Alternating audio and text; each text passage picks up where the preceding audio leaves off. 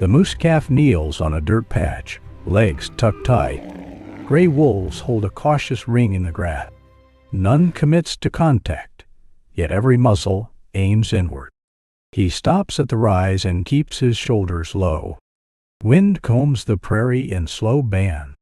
The calf's ears pull back, and its mouth opens on a thin call. A telephoto view would show the ring breathing around it. One wolf slides left, testing angles. Another dips its head, then feints away, as if to pull eyes. He reads the ground before he reads the wolves. Dust lies in faint sheets on the bare patch. Something hair-thin catches sun for a blink, then vanishes. He lowers to one knee, careful with weight. His knee sinks into dry loam and leaves a dark crescent. He signals the team to hold position without a word. Gus presses harder, and the grass bows together. At the calf's left foreleg, the filament lifts a millimeter. It trembles like a glass edge, then settles. He does not reach for cutters. The motion would yank tension into the loop. Any recoil could whip a grass tuft and flash at the calf's leg. A ground-level glance finds the anchor path.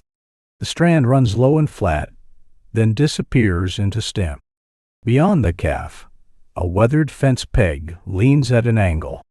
The fence peg is snapped at the top, grain-splintered pale. Its base is buried in packed soil, ringed by old roots. The strand seems to aim toward that peg. Wolves test attention again, but with different cues. One makes a quick toe scrape, a tiny grit sound. Another sets its front paws wide, stance angled to spring. He chooses the simplest ethical move, no advance. He lowers his profile and stays still. The wolves pause, ears forward, waiting for escalation that never comes. The calf trembles through the shoulders. Its chest rises shallow, then steadies. It keeps its legs tucked under, refusing to bolt. He shifts one foot, then stops mid-step. A loose pebble threatens a click. He freezes and lets wind mask any sound. A cloud edge moves and throws a thin shadow seam. The seam slides across the dirt patch. A wolf leans into the seam, using it as cover. He adjusts the team's geometry, not their speed. Two people widen into a gentle arc. Their shadows align behind them, leaving open grass ahead of the calf. He needs proof before he touches anything. He lifts a small mirror to the ground, angled low. A raking reflection skims the dirt, not the calf. In that skim, the filament shows itself as a faint silver thread. It lies across dust, then dives into grass. The direction points again toward the fence peg.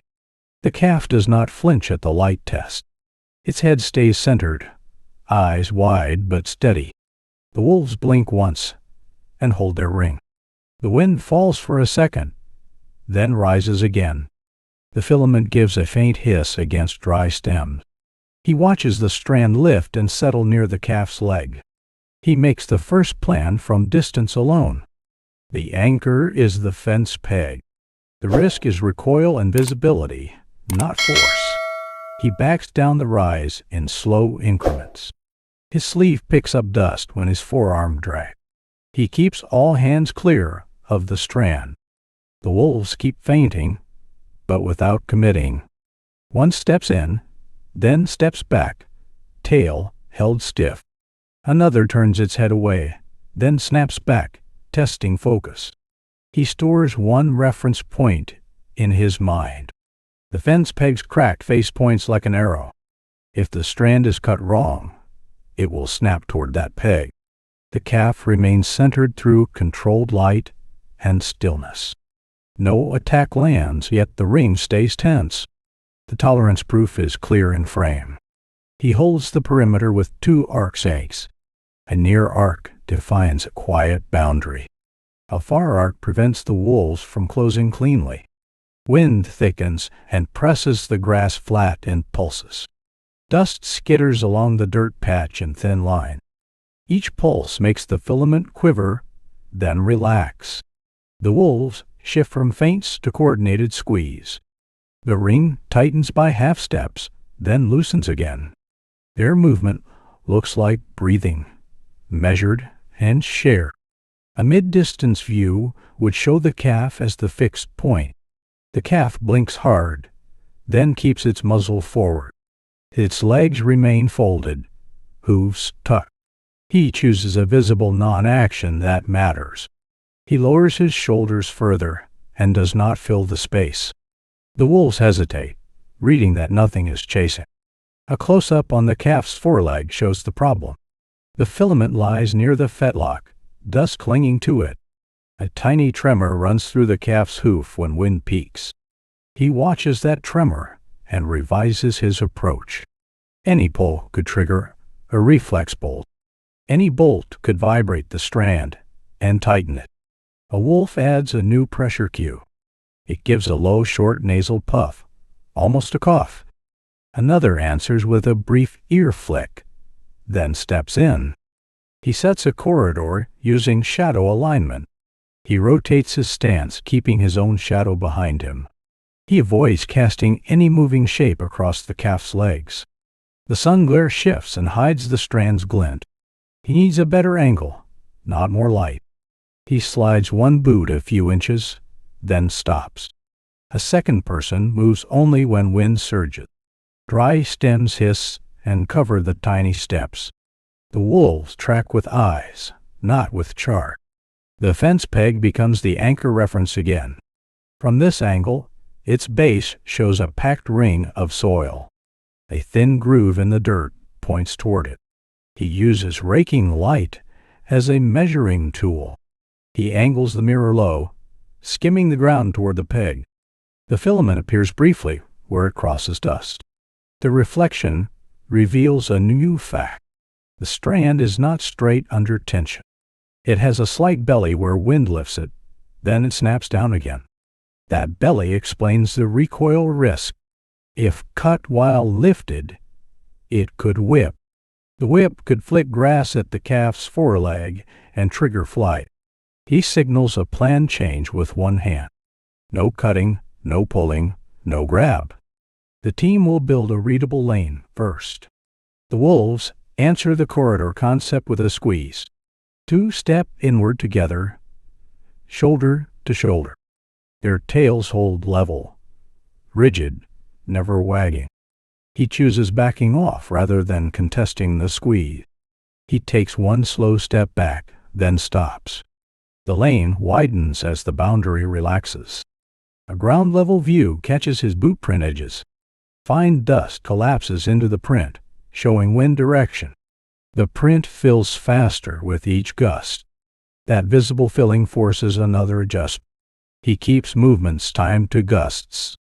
He avoids any isolated sound that would pop in calm air.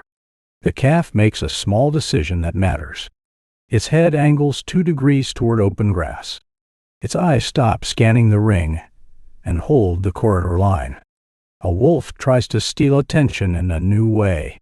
It turns sideways and scratches once, then looks back. The gesture is casual, designed to pull focus. He refuses the lure without words. He remains motionless and lowers his chin. The wolves read no chase and pause their squeeze cycle. He needs one more stable reference. He notes a crack line down the fence peg's face. The crack aligns with the strand's presumed path. He sets the corridor so it points away from that crack. The calf's safest route should not cross the strand's direction. The lane must lead away from the peg. The calf tests the lane with its body, not its legs. Its weight shifts slightly forward, then stops. The hoof tremor eases when it holds still. He watches for lane preference in the footing. The calf keeps its tucked legs pointed toward the corridor. It does not turn back toward the ring. The wolves keep their coordinated squeeze, but it stalls at the boundary. Their steps become shorter, less confident. They do not break the arc. The chapter ends with measurable preference. The calf's muzzle stays aligned with the corridor. Its posture stabilizes toward the safe lane. Wind now comes in longer pushes. The grass bows in waves that roll across the field.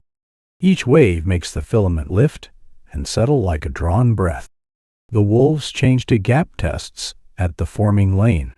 One darts 2 steps toward the corridor mouth, then stops.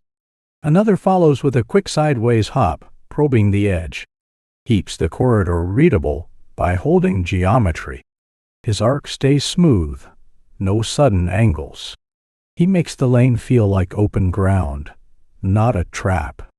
A long lens would show the fence peg behind the calf. Its snap top is pale and jagged. The peg leans slightly downwind, as if pointing the anchor direction. He needs decisive evidence of the restraint path. He brings the dim ground light from his kit. He keeps it shielded behind his thigh until the calf settles. He uses the raking beam once, with intent. The beam skims the dirt from low angle, like sunrise on glass. A hair-thin line appears, then fades. That reveal delivers new information immediately. The filament crosses the dirt patch in a shallow curve. It does not wrap the calf. It lies near the foreleg, then runs outward. The outward run aims toward the fence, peg's base. For 1 second, the beam catches a dust outline where the strand passes.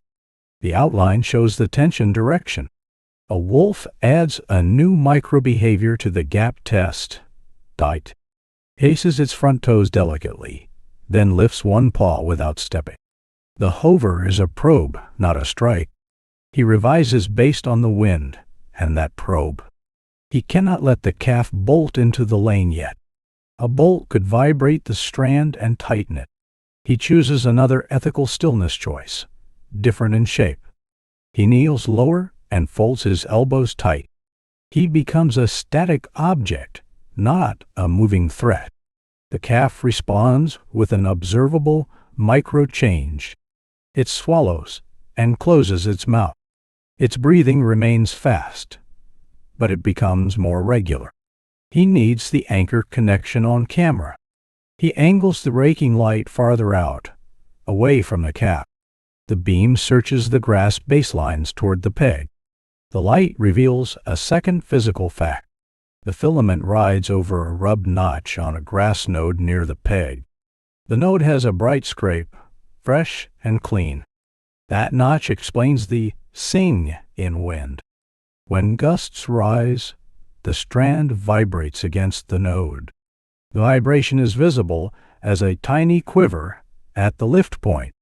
He crawls 1 arm length closer, slow as a tide. Dust coats his sleeve and dulls its fabric. A shallow focus catch would show grit stuck to stitching. A wolf darts toward the lane mouth again. This time, it stops with its body angled 45 degrees. The angle is designed to block without charging. He adjusts the corridor to reduce that block. He shifts the arc 2 feet outward on the blocking side. The lane becomes longer, and the mouth widens. Wind forces a second revision in procedure. The gusts are stronger, and the strand lifts more often. Cutting becomes even more dangerous under lift. He confirms the fence peg as the fixed anchor. The peg's base shows a small soil crater on the downwind side. The crater suggests tension pulling toward it. He keeps the raking light off after the reveal. He will not flash it repeatedly. He will use it again only when it can show a new fact. He plans the next sub-step without rehearsal looping. The strand must be pinned before any peel. The lift point at the grass notch must be damped first. Wolves hold their gap tests, but they hesitate at the widened mouth. One gives a soft tooth click, barely audible. Another blinks slowly, watching for panic. He stays inside documentary patience. He gives the calf time to choose the lane later. For now, he collects proof of path and anchor. The chapter ends on decisive confirmation. The camera can catch the filament's course to the fence peg. The restraint to anchor connection is clear and filmable. The wind becomes the controlling force. Gusts arrive with a sharper hiss through grass. Dust lifts in thicker sheets and slides over the dirt patch. The wolves sense the rising movement and press. Their gap tests sharpen into coordinated steps at the lane mouth. One shifts weight back and forth, ready to spring forward. He sets up for the major adaptation. The strand's lift point quivers near the fence peg's notch. If it lifts during a peel, recoil risk spikes.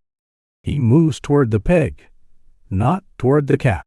He keeps his path wide and low. He uses wind bursts to mask each crawl step. A ground-level view catches the fence peg's detail. Its weathered face shows deep cracks and gray grain. A rust stain at the base marks old metal contact. He places the low-profile ground tool near the peg's base. He does not touch the filament yet. He uses the tool as a vibration damper, not a lever. He uses raking light once here for a new purpose. He skims the beam along the peg's base and the dirt around it. The filament appears as a faint edge where it crosses a dust crust. That edge reveals a crucial fact. The filament is slightly lifted where it passes the peg's soil crater. The lift suggests it can snap upward when gusts peak. He revises in response, explicitly. He will pin at the peg side first. He will not begin any peel near the calf until the anchor side quiver is reduced. The wolves reach the near collapse through glare and shadow. A cloud edge shifts, and a moving shadow seam slides across the peg area. The tool's dark line adds a second seam. Two wolves step in at once, reading the seam as motion. One emits a brief, sharp whine that cuts through the wind. The calf's head jerks a fraction toward the sound. He corrects ethically within 2 sentences. He flattens the tool to the dirt and freezes completely. He lets the seam pass without chasing control or shouting. The wolves halt at the stillness. Their bodies remain tense, but the surge fails. The calf's head returns to the lane line, not the ring. He uses the moment to secure the corridor near the anchor. He shifts one arc, so shadows form a stable channel past the fence peg. He keeps that channel free of moving seam. A mid-distance view would show the corridor now anchored by objects. The fence peg stands as a fixed post at the lane edge. The dirt patch becomes the corridor's starting mat. He adds a workaround for tool limitation. He presses the ground tool into packed soil, then lays a small, flat stone beside it. The stone becomes a silent backstop, preventing lift. Wind pushes again and tests the setup. The filament quiver at the notch reduces. It still moves, but the movement stops at the pinned point. He avoids a second rehearsal loop. He has not practiced peeling yet. He simply holds the pin and watches the line behavior under gusts. The wolves respond with an emu pressure detail. One turns its ears outward, listening behind it, then forward again. Another shifts its stance wider, toes splayed for traction. He revises the team's posture to match the new wind stage. Everyone lowers their silhouette further. Movements are timed only to strong gusts, never to calm. Close-up evidence moment seals the chapter. Under low-angle light, dust piles against the pinned filament. The dust forms a tiny ridge where the strand lies flat. That ridge is proof of reduced recoil risk. The line no longer lifts freely at the anchor side. It lies pinned and quiet, even when grass waves. The chapter ends with the required token. The corridor near the fence peg is secured and stable. The reduced quiver is visible and undeniable. Wind kept combing the prairie in long, slanted bands. Dust slid over the dirt patch, then lifted in a thin curtain and fell again. Moose calf stayed kneeling, legs tucked tight, eyes wide and fixed forward. The wolves held their ring, but the rhythm changed from probing to occupation. Denial at the corridor mouth without contact. He held the near arc steady and widened the outer arc in increments that looked like nothing. A big change would pull every muzzle and every eye. He timed each shift to the hiss of a gust, letting grass movement hide his own. When the wind paused, he became stone. A wolf stepped into the corridor mouth and planted itself there. The animals, shoulders squared, tail stiff and level, front paws set wide for traction. It was not a charge, just a block. Can attempt to make the lane look untrustworthy. He did not step forward to contest it. He eased his near arc backward by one measured pace, lengthening the door, so the block looked small inside it. The calf's muzzle tipped toward the opening by a fraction. Its mouth stayed closed now, nostrils flaring once and then settling. That was the first procedural cue he trusted. Focus narrowing, scanning slowing. He kept distance and left the lane empty, because a lane cannot invite if it is crowded. Dust thickened, briefly hiding ground detail. That was the first micro-obstacle of the chapter. Visibility loss at the exact moment he needed precision. He did not improvise with speed. He froze and waited for the next gust to thin the dust. When the veil cleared, he resumed in the same slow posture, so the scene stayed predictable. The weathered fence peg became the only thing that did not move. Its snapped top caught warm light, pale splinters against gray cracked grain. At the base, packed soil formed a small crater downwind, and dust gathered there like sifted flour. He used that crater as a compass. Wind direction, tension direction, and risk direction all read from it. He lowered the mirror once, a single controlled action. The raking reflection skimmed the dust crust near the fence peg, never aimed at the calf. A hair-thin glint appeared for a blink, then vanished when the angle changed. That glint revealed a subtle curve in the strand's path, enough to tell him where the calf must not step when it rose. He revised the corridor center line to avoid that curve. It was a shift of inches, not feet, made during the gust so no one could track the movement as a provocation. Dust streamers traced the new lane edges like chalk line. The lane began to look less like a gap and more like a path. The wolves responded with a more coordinated denial. Two traded positions without turning their shoulders, sliding past each other as if on rails. Their eyes never left the calf, and their heads stayed low, reading the lane like a map. He kept the arc smooth and wide, because jagged geometry creates corners, and corners invite lunges. A lull came, and the air went thin and quiet.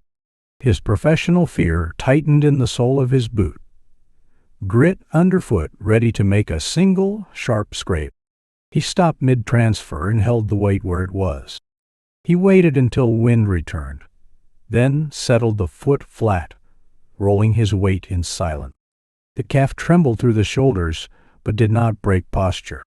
The trembling was smaller than before, more localized, like a muscle load rather than panic. He treated that as another cue. The animal was still afraid, but it was beginning to process the corridor instead of the ring. He kept the lane open and unoccupied.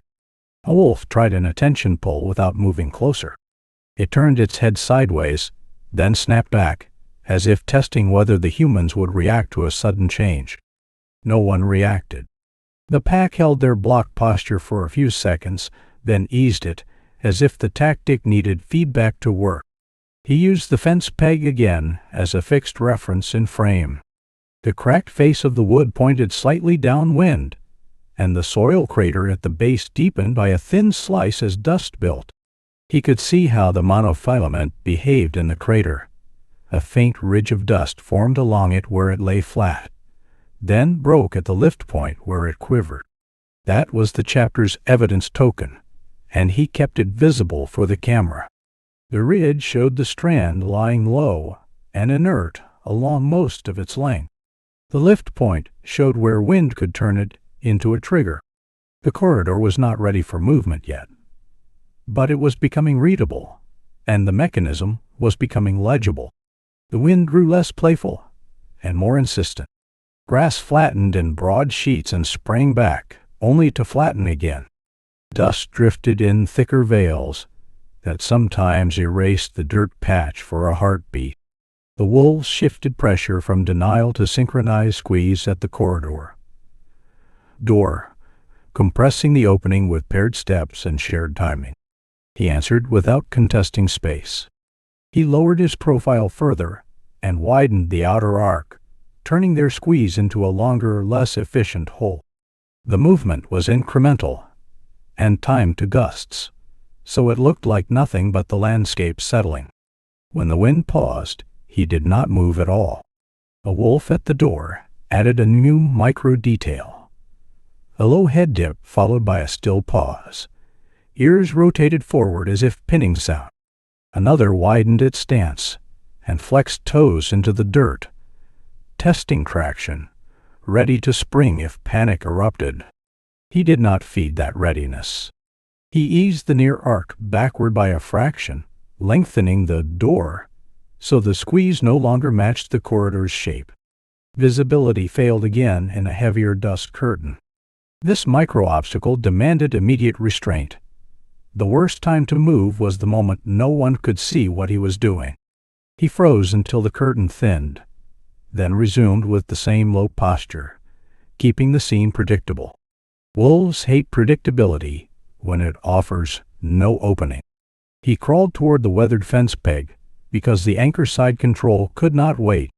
The peg's snapped top and cracked grain stayed constant as the grass rippled around it. At its base, the soil crater held a wedge of dust that shifted and reformed with every gust. That wedge told him the wind was rising into operational limits. He set the flat ground tool near the peg base, slow enough that no new shadow seam raced across the dirt. He did not touch the monofilament yet. He pressed the tool edge into dirt crust in a controlled settle, letting it become part of the ground. Dust flowed around the metal, then piled gently on the downwind side. His professional fear arrived here, specific and physical. A fingertip tremor could bump the tool and create a sudden flash of motion at the anchor. He changed grip by sliding his palm against the dirt instead of lifting. The tool stayed planted. Nothing clicked, nothing scraped. In the same moment, the calf blinked once and held, its breathing still fast but steadier, as if the stillness around it reduced its own.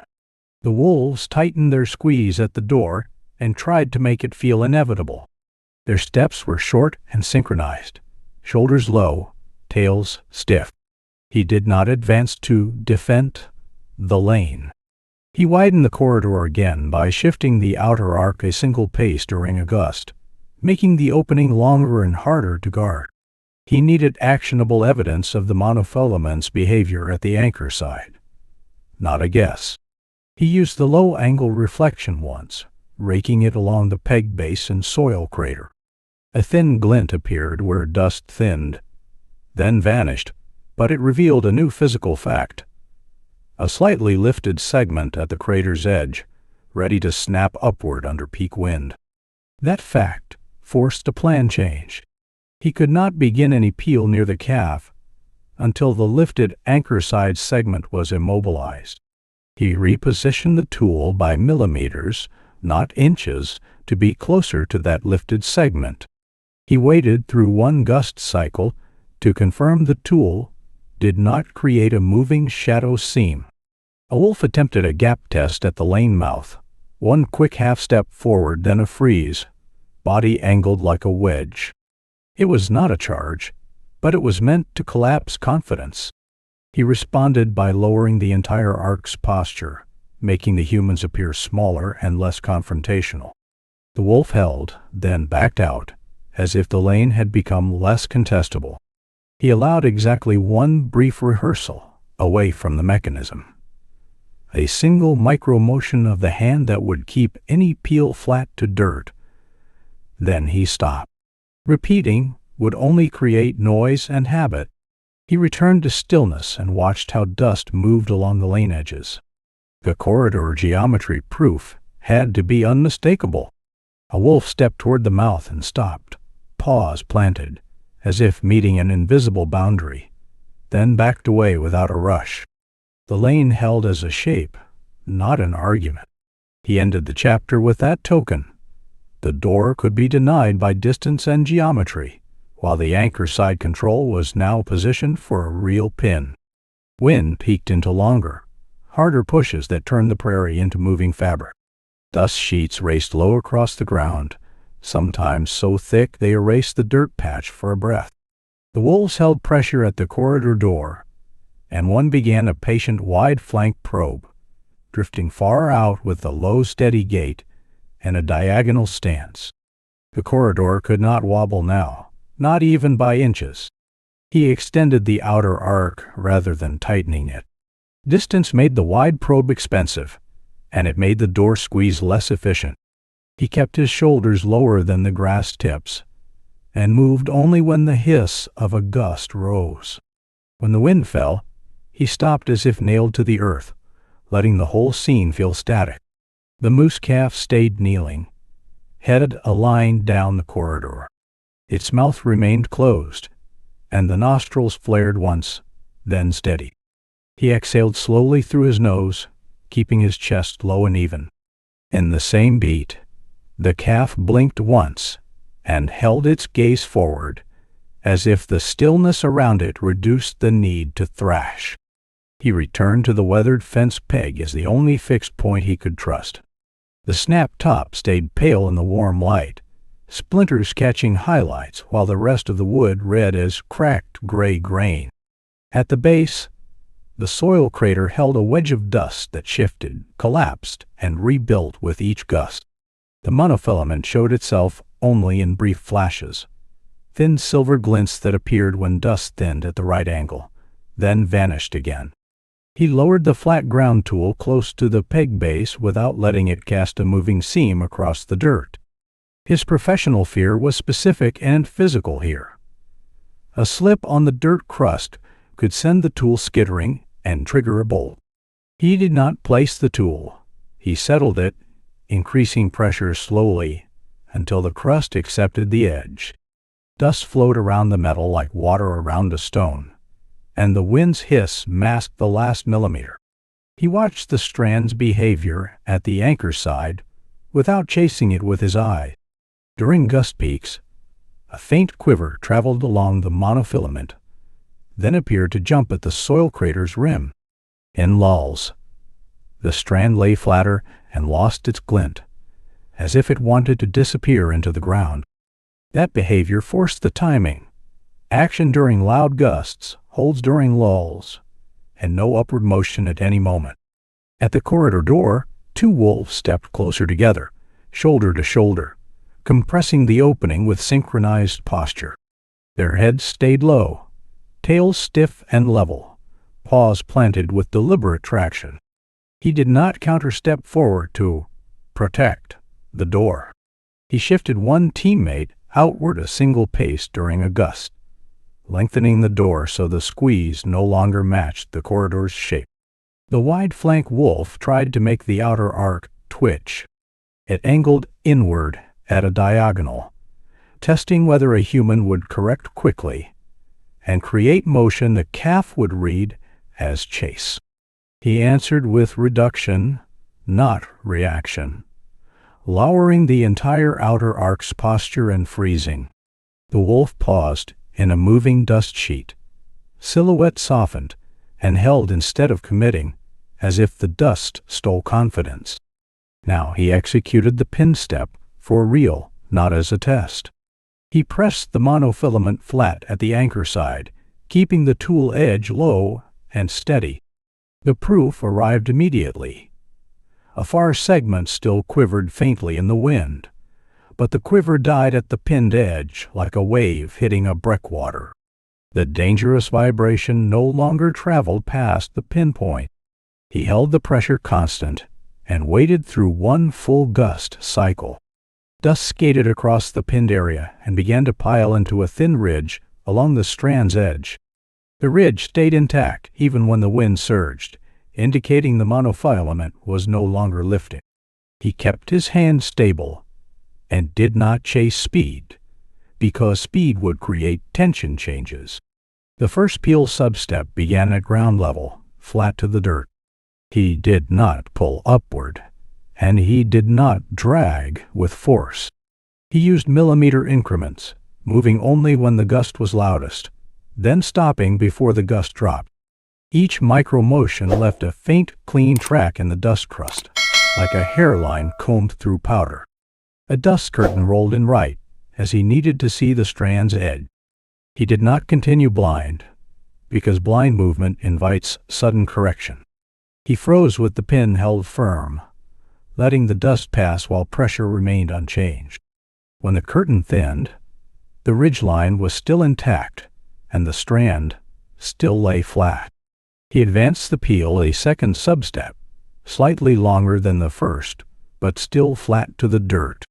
The monofilament slid along the crust and disappeared under a thin sheet of dust as it moved away from the lift point. The visible cue he wanted was not progress, but calm behavior. No snap, no jump, no sudden lift. The pinned point remained the dam that prevented recoil. At the corridor door, the wolves shifted from squeeze to a quieter stillness. One lowered its head and held, ears rotated forward, reading for panic. Another set its stance wider, toes splayed, ready to spring if the calf broke posture. He did not give them a trigger. He kept the arc steady and movements nearly absent. He advanced the third peel substep with a new constraint in mind. Wind gusts were now long enough to lift loose grass tips and throw tiny shadows across the dirt patch. Any sudden shadow seam could be misread as movement at the calf's leg. He rotated his torso, so his shadow stayed behind the fence peg, keeping the ground in front of the calf free of moving dark line. The strand's glint shifted, then stopped flashing. That was an important physical sign. It was losing tension and lying flatter under dust. He paused for a full gust cycle to confirm the absence of lift at the anchor side. The dust ridge remained undisturbed, and the strand did not shiver, even when the wind hiss rose to its peak. He needed removal proof that could be filmed without closing distance to the calf. He let the camera settle low near the fence peg base, using the cracked grain and snapped top as a fixed frame reference. The monofilament showed as a faint edge beneath the dust ridge, slack and inert, with no vibration traveling through it. The lift point that once twitched now stayed quiet. Only then did he permit one more peel, substep, careful and flat. The strand slid and settled into dust, leaving a soft, shallow groove where it had been. He stopped while the gust fell, holding still so the mechanism could rest without a tension change.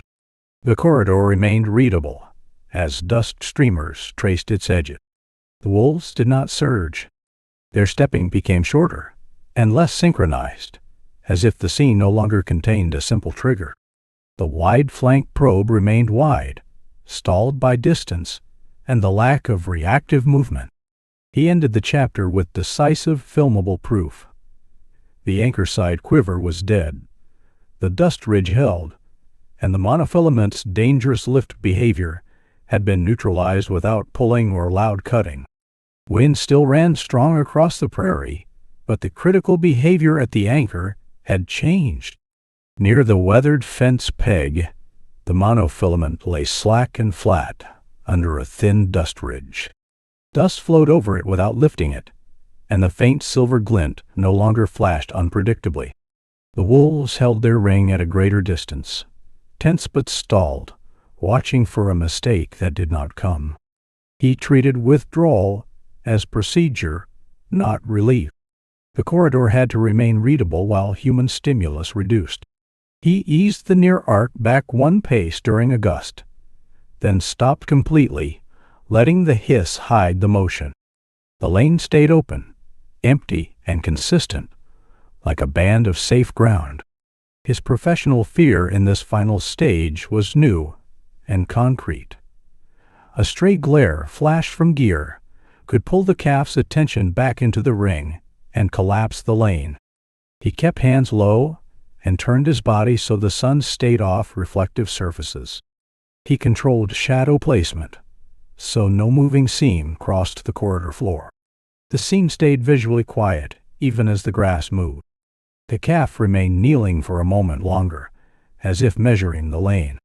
Its ears lifted forward by a small degree, and the mouth stayed closed. Its breathing was still fast, but less jagged than earlier. He did not move at all during that measurement, allowing the choice to belong to the animal. The calf initiated movement on its own terms. It extended one foreleg, paused, then placed a hoof into the corridor with a careful straight set. The hoof pressed into grass and dust, leaving a crisp print at the corridor edge. The calf held there for a beat, weight shifting forward slowly rather than springing.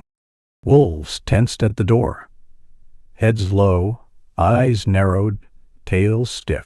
One took a half step as if to test the boundary, then stopped. He did not answer with a counter step. He answered with less presence, lowering his posture further and staying still.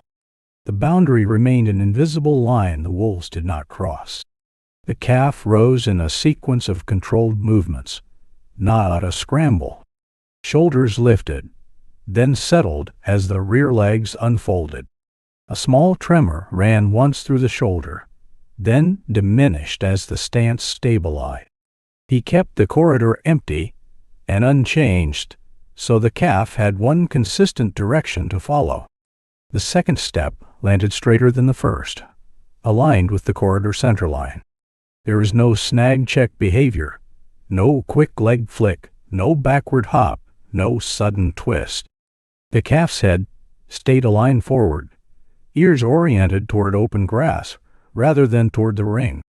Dust softened the print edges almost immediately, but the direction remained clear. He withdrew again, but only during a gust, one pace at a time. The retreat reduced stimulus without collapsing the corridor's shape. Dot, dot. The wolves tracked the movement with eyes, not bodies, and did not pursue. The ring loosened by fractions, stance angles opening as if the contest had become less certain. He checked the anchor proof without moving toward the calf. The camera could hold on the fence peg base, cracked grain sharp, snapped top pale, soil crater visible downwind. Beneath the dust ridge, the monofilament lay inert, showing no vibration even when gusts peaked. The evidence was physical and stable, not dependent on a lucky angle. The calf continued forward into taller grass, taking several measured steps. Its shoulders looked steadier with each placement, and the track line straightened into a clear, forward route. No hesitation stamps appeared in place. The prints were spaced like cautious walking, not panicked flight. The corridor served its purpose without any chase. The wolves offered no new complication, only a final posture test. One lowered its head and held still, ears rotated forward, as if waiting for a sprint that never started. He answered by lowering profile and stepping back again only during wind hiss, keeping distance consistent. The wolves stayed behind the boundary, not following. He finished the withdrawal sequence with disciplined spacing, dissolving the arc gradually. Each person stepped back during gusts and stopped during lulls, keeping silhouettes low and movement minimal. The corridor faded into the moving grass, but the calf's direction did not change. The animal exited wild on its own terms, while the prairie wind carried the last hiss across empty ground. For the final outcome proof, the camera returned once more to the anchor reference. The fence peg remained fixed in frame, cracked grain and snapped top unmistakable. At its base, the monofilament lay under dust as a faint edge beneath a thin ridge, slack and quiet. Straightening tracks led away into grass, and the wolves remained behind, holding distance as the humans withdrew first. If this story touched your heart, drop a simple 1-inch in the comments to let us know you were here. Your support keeps these gentle stories alive. Don't forget to subscribe and stay with us, because the next story might just be the one that finds you when you least expect it.